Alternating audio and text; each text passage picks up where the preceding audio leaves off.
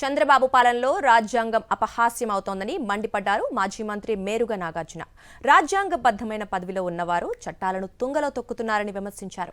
Speaker, deputy speaker దళితులపై దాడులు చేస్తున్నారని ఆగ్రహం వ్యక్తం చేశారు. ఒక దళితుణ్ణి స్పీకర్ అయ్యన్న చెంప మీద కొడితే పోలీసులు ఎందుకు కేసు నమోదు చేయలేదని ప్రశ్నించారు.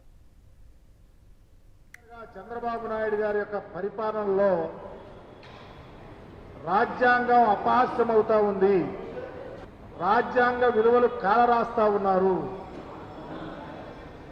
చట్టాలు అపహాస్యమైపోతా ఉన్నాయి. దాడులు, అఘాయిత్యాలు, అమానుషాలు పెరిగిపోతా ఉన్నాయి. రాజ్యాంగబద్ధమైన పదవుల్లో ఉన్నటువంటి వారు కూడా చట్టాలను వ్యతిరేకిస్తూ బిహేవ్ చేస్తా ఉన్నారు.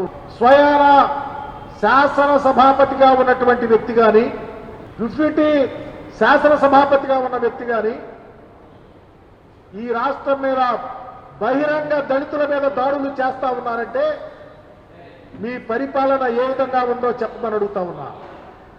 ఎంత ఒళ్ళు బలిసి బిహేవ్ చేస్తా ఉన్నారంటే స్వయాన ఈ రాష్ట్ర శాసనసభ స్పీకర్ ఒక దళితుడిని పట్టుకుని చెంప మీద కొడితే చంద్రబాబు నాయుడు గారు నిమ్మకు నీరెత్తున్నారు. ఎందుకు ఆయన మీద ఎస్సీ ఎస్టీ కేసు పెట్టలేదో పోలీసు అధికారులు చెప్పని అడుగుతా ఉన్నారు. ఏ మాకు పరిపాలనలో భాగస్వాములు కాదా?